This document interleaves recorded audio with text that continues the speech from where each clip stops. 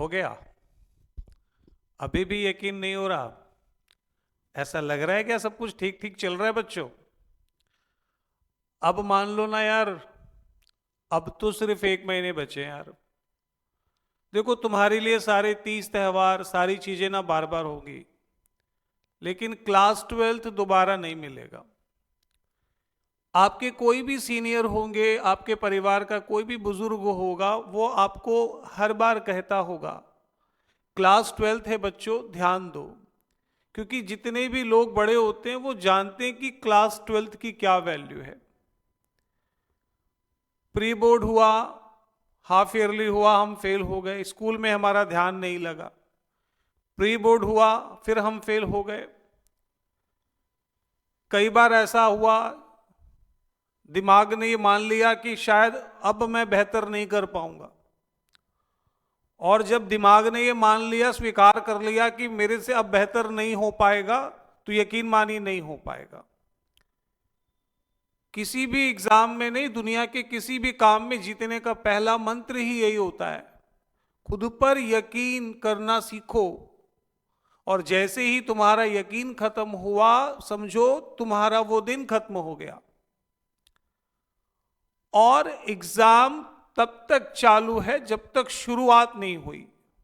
जब तक आप एग्जामिनेशन हॉल के अंदर गए नहीं, पेपर आपके हाथ में आया नहीं, आपने पेपर में लिखा नहीं, तब तक समझो मेरे बच्चों एग्जाम चालू है और संभावनाएं खत्म नहीं हुई हैं। अगर आप चाहते हैं कि क्लास 12th में मुझे और बेहतर करना है, मैं कर पाऊंगा, नहीं बेटा, अभी 1 महीना है, अभी भी मेरे पास में 30 दिन है। 15 फरवरी के बाद एग्जाम शुरू होंगे, अभी भी 1 महीना है क्लास 12th कॉमर्स के बच्चों के पास में, बाकी बच्चों के पास में भी है। तो किस तरह से आप अपनी तैयारी करके अपनी उलझनों से इस तरह के चेहरे बनाने से अच्छा है आप अपने चेहरे पर एक स्माइल लाओ। और तो मैं कहता हूं सबसे अच्छा होता है जब कुछ खो देने का डर खत्म हो जाता है। वैसे ही मैं सरेंडर कर रहा था, मुझे लग रहा था मेरे से नहीं हो पाएगा, तो वहां छोटी से छोटी चीज भी मुझे सपोर्ट करती है, सहारा देती है। तो अगले 30 दिन पढ़कर क्या मैं 90% या प्लस और प्लस ला पाऊंगा? बिल्कुल पॉसिबल है, अगर मैं सही ढंग से अपने अगले 30 दिनों को प्लान करूं। यहां एक बात बहुत ध्यान रखनी चाहिए कि केवल आपको अकाउंट सब्जेक्ट ही नहीं पढ़ना है, आपके पास इकोनॉमिक्स है, आपके पास बीएसटी है, आपके पास इंग्लिश है, और आपके पास एक एडिशनल सब्जेक्ट भी है। तो आप अपनी तैयारी किस तरह से करोगे कि आपको दिनों को किस तरह से बांटना होगा, क्या पढ़ाई की प्लानिंग होनी चाहिए ताकि बेहतर से बेहतर आप रिजल्ट ला सको, उसमें एक छोटा सा मैं एग्जाम्पल्स बच्चों आज आपको दूंगा।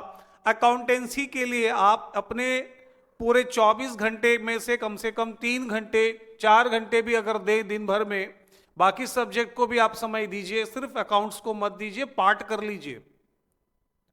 तो आप किस तरह से अपने अकाउंटिंग सब्जेक्ट को और बेहतर कर पाएंगे, इसको मैंने 6 अलग अलग स्टेप में लिखा हुआ है।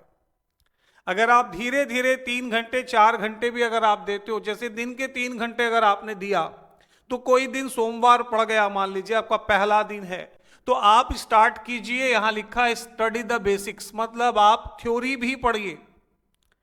कई बच्चे इग्नोरेंस करते हैं, क्या करते हैं, जैसे ही वो कॉमर्स सब्जेक्ट के अंदर में एंटर होते हैं अकाउंट्स में, वो शुरुआत ही कर देते हैं, सीधा कोई भी क्वेश्चन उठाते हैं प्रैक्टिकल का और उसको बनाने लगते हैं। वो लोग गलत तरीका है, इससे वो जब भी कोई भी क्वेश्चन बनाते हैं तो उसमें उनको हर तीसरे चौथे क्वेश्चन में कंफ्यूजन आता है। सर क्यों आता है? वो रूल्स नहीं जानते हैं, वो फंडामेंटल और पार्टनरशिप के क्वेश्चंस बना रहे हैं, लेकिन वो पार्टनरशिप देख नहीं पा रहे हैं। वो ये नहीं समझ पा रहे कि पार्टनरशिप के अंदर में वो लोग दिखते कैसे हैं, पार्टनरशिप क्यों बनी, उसके क्या बेनिफिट्स हैं, किस लॉ में कहा गया कि पार्टनरशिप बननी चाहिए, क्या एबनॉर्मल आदमी पार्टनर बन सकता है, एक माइंड से थोड़ा सा अगर कोई डिस्टर्ब है तो वो पार्टनर बन सकता है, एक बच्चा पार्टनर बन सकता है, ऐसी कई सारी छोटी छोटी थ्योरी। तो मेरे बच्चों, किसी भी सिलेबस के अंदर आप चैप्टर के अंदर इंटर करते हो, तो क्या सर अभी भी मेरे पास इतना समय है क्या मैं बेसिक्स पढ़ने लगा तो मेरे तो 30 दिन इसी में खत्म होंगे? नहीं होंगे बेटा। आप ऐसा सोच रहे हो। आप 1 घंटा निकालो, आप पहले 1 घंटे सब सिर्फ थ्योरी के कंसेप्ट को पढ़ो, और जो आपको कुछ लाइन ऐसी लगे कि यार ये एमसीक्यू में आएगा, उसको एक जगह पॉइंट कर लो। देखोगे कि आप धीरे धीरे धीरे धीरे आपका एक एमसीक्यू वाला पार्ट और थोड़ा थोड़ा थ्योरी में कमांड जैसे ही अच्छा होने लगेगा, आपके पास एक प्रॉपर नोटबुक होनी चाहिए। और समय का बिल्कुल ध्यान रखें, 7 बजे बैठ रहे हैं तो 8 बजे 1 घंटे का अगर समय लिया, उस 1 घंटे से ज्यादा ना कम पढ़ना चाहिए, लेकिन कोशिश ये करनी चाहिए नींद नहीं आएगा आपको। बिल्कुल आप 1 घंटे उठाइए और सारे के सारे थ्योरी को पढ़ते जाइए, बड़े डीप में जाके पढ़िए। उस समय मोबाइल ऑफ कर दिएगा, दूर दराज में टेलीविजन नहीं ऑन होना चाहिए, साउंड नहीं हो तो बहुत अच्छा होगा। आप बिल्कुल लगन से पढ़िए और 1 घंटे तक सिर्फ थ्योरी पढ़ते रहिए, और उसके अंदर जितने भी पॉइंट्स होते हैं उन पॉइंट्स को एक जगह कलेक्ट कीजिए। आपको फील होने लगेगा 1 घंटे के बाद ही कि अब आपसे कुछ बेहतर होने की उम्मीद है, आपका विश्वास जाग जाएगा। और डेली कीजिए एक काम, हर चैप्टर को शुरुआत कीजिए। हर देखिए, अगर आप 12 दिन 10 दिन भी दे देंगे ना तो इतना काफी है। हर दिन अगर 1 घंटा एक चैप्टर को देते हैं तो आप आराम से 7 दिन में 7 चैप्टर खत्म कर देंगे। तो 1 घंटा जरूर आपको बेसिक्स पढ़ना है, और जो भी टॉपिक्स आपको मिलते हैं उन टॉपिक को एक डायरी, एक नोटबुक ले लीजिए और वहां पे मेंशन कीजिए ये एमसीक्यू के अंदर आ सकता है। तो धीरे धीरे आपकी पकड़ प्रैक्टिकल और एमसीक्यू और थ्योरी तीनों पर बेहतर होती जाएगी। सर दूसरा काम क्या करना चाहिए? सॉल्व प्रॉब्लम प्रैक्टिकली, मतलब छोटे छोटे सम बनाइए। आप क्या करते हैं बच्चों, आपकी सबसे बड़ी गलती ये होती है कि जितने भी बच्चे 12th के अंदर में अकाउंट्स पढ़ते हैं, या 2-3 कैटेगरी के स्टूडेंट हैं। एक जो शुरुआत से ही पढ़ रहे, मैं उनके लिए तो एक खासकर मैं नहीं बोलूंगा, लेकिन जो बच्चे बहुत दिनों से अकाउंट्स नहीं पढ़ पा रहे, उनका कॉन्फिडेंस नहीं है। बेटा अगर आप ऐसी कंडीशन में अगर आप सीधे बड़े बड़े क्वेश्चंस बनाएंगे, देखिए बड़े क्वेश्चन एग्जाम में 2 या 3 ही आते हैं, ज्यादातर छोटे क्वेश्चंस आते हैं। आप चेक कर लीजिए सैंपल पेपर जाकर। आपकी सबसे बड़ी गलती है, आप किसी भी चैप्टर को उठाते हैं और उसके बड़े क्वेश्चंस पर आप ज्यादा टाइम पास कर लेते हैं, जिससे आपका कॉन्फिडेंस भी लूज होता है। सीधी सी बात है, किसी भी जगह पर जाने के लिए पहली सीढ़ी से आपको 100वीं सीढ़ी तक जानी होगी। तो छोटे छोटे प्रैक्टिकल्स को आप प्रैक्टिकली सॉल्व करना स्टार्ट कीजिए, और कोशिश कीजिए कि एक प्रैक्टिकल की कनेक्टिविटी दूसरे प्रैक्टिकल के साथ भी हो जाए। इस तरह से आप प्रॉपर प्लान करके छोटे छोटे प्रैक्टिकल, आप हर चैप्टर के, आपका पहला माइंड सेट होना चाहिए, मुझे बड़े क्वेश्चंस बाद में करने हैं, मुझे पहले हर छोटे क्वेश्चन करने हैं, क्योंकि बड़े तो शायद मैं गलती कर रहा हूं, छोटे गलती ना हो जाए, और छोटे में समय भी कम लगेगा। तो पहला कंडीशन ध्यान रखेंगे, आप बेसिक्स पर काम करिए, आप सॉल्व कीजिए प्रॉब्लम प्रैक्टिकली। तीसरी बात, आप जब भी सॉल्व कर रहे हैं तो डिफरेंट वैरायटी ऑफ क्वेश्चंस जरूर कीजिए। आप बार बार एक ही तरह के क्वेश्चंस पे अपना टाइम वेस्ट मत कीजिए। आपने 4 राइटर उठा लिया, चारों राइटर में आप एक ही तरह के क्वेश्चंस कर रहे हैं क्योंकि वो आपसे बन रहे हैं। नहीं बेटा, ये गलत हो जाएगा ना। आपको वहां करना क्या होगा मेरे बच्चों, आपको समझना होगा हर बार एक डिफरेंट वैरायटी का क्वेश्चन आना चाहिए। ऐसा क्वेश्चन जो पुराने वाले क्वेश्चन से लगभग अलग हो। सर इससे क्या होगा, इसमें यह होगा कि अगर आपने 2 घंटे बैठे हैं और आपने 10 क्वेश्चन भी सॉल्व किया छोटे छोटे, तो वो 10 अलग अलग तरह के क्वेश्चन होंगे, जिससे आपका एग्जाम में बहुत बड़ा एक कोर्स कंप्लीट होता जाएगा और आपको पता भी नहीं चलेगा। तीसरा, जब आप ये तीनों कंडीशन, थ्योरी आपने पढ़ लिया, सॉल्व कर लिया, प्रैक्टिकल क्वेश्चंस आपने छोटे छोटे बनाना शुरू कर दिया, अपने वैरायटी क्वेश्चंस बनाना शुरू कर दिया, तो आप इसके कलेक्शंस पे चले जाइए, एमसीक्यू कलेक्ट कीजिए। आपको एक एमसीक्यू का कलेक्शन, आपको सिर्फ पढ़ना है, एमसीक्यू याद नहीं कीजिए आप।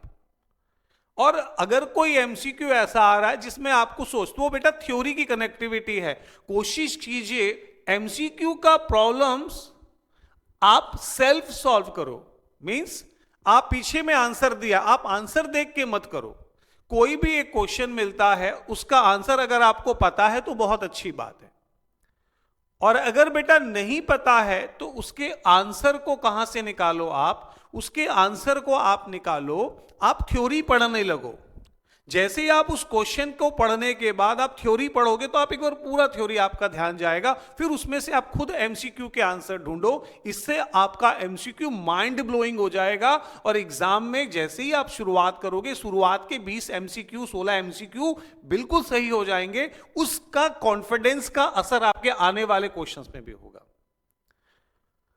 तो ध्यान रखना चाहिए कि एमसीक्यू सॉल्व करना बहुत ज्यादा जरूरी है। कई बार बच्चे इसको इग्नोर करते हैं, वो सिर्फ पढ़कर चले जाते हैं और आंसर ना मिलने पर वो पीछे आंसर को देख लेते हैं, टिक कर लेते हैं कि बी आंसर है, सी आंसर है, ए आंसर है, डी। गलती मत करो, खुद आंसर ढूंढो, इससे आपका मनोबल काफी ऊंचा होगा। जब ये चारों कंडीशन अप्लाई हो जाए तो पिछले 5 साल के क्वेश्चन पेपर जरूर बनाइए, बोर्ड पेपर। बिल्कुल, ये तो कहते हैं कि जो बच्चा ये गलती करेगा उसको एनुअल एग्जाम में बहुत सारी प्रॉब्लम्स आती है, और जब ये हो जाए तो कम से कम 5 सैंपल पेपर भी आपको फाइट करना चाहिए। और ध्यान रखेंगे ये सारा काम आपको अगले 15 दिनों में करना है, छोटे छोटे स्किल पर काम करना है आपको। आप देखना, जब आप पहला सैंपल पेपर देंगे तो हो सकता है 80 में आपको 29 मार्क्स मिले। थोड़ा सा उस पर रिसर्च करो, धीरे धीरे कोई 2 टॉपिक और ऐड कर लो। जैसे आपसे 15 क्वेश्चंस में से सिर्फ 6 बने और आपको 29 मार्क्स मिले, अगले वाले सैंपल पेपर में जाने के लिए पूरे को टारगेट मत करो। ये सोचो कि भैया मेरे से 6 क्वेश्चन बने थे, अगले वाले सैंपल पेपर में कोई 2 क्वेश्चन और ऐड कर लेता हूं, मींस कोई 2 चैप्टर पे मैं काम कर लेता हूं। तो क्या हुआ सर, पहले वाले सैंपल पेपर में आपको 29 मार्क्स मिले, तो डेफिनेटली नेक्स्ट वाले सैंपल पेपर में जब आप जाओगे तो वहां आपको 34 मार्क्स मिलेंगे। थर्ड सैंपल पेपर में जाओगे तो ये 40 में आएगा, फोर्थ में जाओगे तो 50s, और ऐसा करते हुए यहां तक जब पहुंचोगे, क्योंकि 5 और 5 10 सैंपल पेपर हो जाएंगे, तो आपको 80 में 60 से ज्यादा मार्क्स मिलने शुरू हो जाएंगे। इवन 70 75 और 80 तक भी जा सकता है। तो मेरे बच्चों, मैं आपसे विनती कर रहा हूं, आपके 90% के सपनों को कोई दूसरा व्यक्ति पूरा नहीं कर पाएगा सिवाय आपके। बहुत ध्यान से इन सारी चीजों को देखो। फिर से एक बार शॉर्ट में रिवाइज करा रहा हूं। Study the basics. आप पहले बेसिक्स सबकी थ्योरी पढ़िए, जहां इंटरटेनिंग लग रहा है, इंटरेस्ट आ रहा है, पढ़ते रहिए। बस पढ़ लीजिए, याद मत कीजिए। याद करेंगे तो आपको बोर लगने लगेगा। सिर्फ पढ़िए। Solve problem practically. आप प्रॉब्लम्स को देखिए मत। कई बच्चों की आदत होती, किताब देख लेते हैं, ये सॉल्व हो जाएगा मेरे से। गलती मत कीजिए। आप हर क्वेश्चन को अपने हाथ से बनाकर देखिए। Solve a different variety of questions का मतलब, सर आप कोई भी एक क्वेश्चन का बनाते हो तो उसके जैसा कोई दूसरा क्वेश्चन एग्जाम टाइम में नहीं बनाना चाहिए। आपको हर बार कोई एक नया क्वेश्चन ही बनाना चाहिए। Solve MCQ questions. सॉल्व का मतलब होता है कि एमसीक्यू को सॉल्व कीजिए, आंसर देखकर मत लिख लीजिए। सॉल्व कैसे करना है, कोई क्वेश्चन पढ़ लीजिए, उसके अंदर में ABCD दिया हुआ है, तो उसके आंसर को आप किताब में खुद ढूंढिए। 5वीं बात, सॉल्व लास्ट 5 ईयर बोर्ड के पेपर सॉल्व कीजिए। और सबसे ज्यादा इंपॉर्टेंट है बच्चों, सॉल्व सैंपल क्वेश्चन पेपर। आपको क्वेश्चन पेपर सॉल्व करने हैं, सैंपल पेपर। अगर आपको लगता है कि आपके पास सैंपल पेपर नहीं है, बहुत महंगी किताबें बाजार में हैं, तो आप मुझे नीचे मैसेज कर दीजिए और व्हाट्सएप नंबर पे मेरे मैसेज कीजिए, मैं आपको दे दूंगा। मैं आपको सैंपल पेपर प्रोवाइड कर दूंगा, मैं आपको दे दूंगा। तो आपको परेशान होने की जरूरत। और अगर किसी भी प्रकार के किसी भी एग्जाम को लेकर आपको डर लग रहा है तो आप मुझसे बात कीजिए, काउंसलिंग, मैं आपके साथ बात करूंगा। क्योंकि मैं चाहता हूं हर एक माता पिता के चेहरे पर खुशी हो। मेरा हर एक बच्चा, इस पूरे देश का हर एक बच्चा जो है, उसके चेहरे पर एक बेहतरीन स्माइल होनी चाहिए जब उसका रिजल्ट आए। किसी बच्चे को कोई दुख नहीं होना चाहिए बेटा। तो दिल लगाकर मेहनत कीजिए। आपके आने वाले एग्जाम्स के लिए अभी से बहुत सारी शुभकामनाएं हैं आप सभी बच्चों को। कोई भी परेशानी हो तो बेझिझक मुझे कमेंट कर सकते हैं। All the best my students. सभी बच्चों को ढेर सारा आशीर्वाद है बेटा।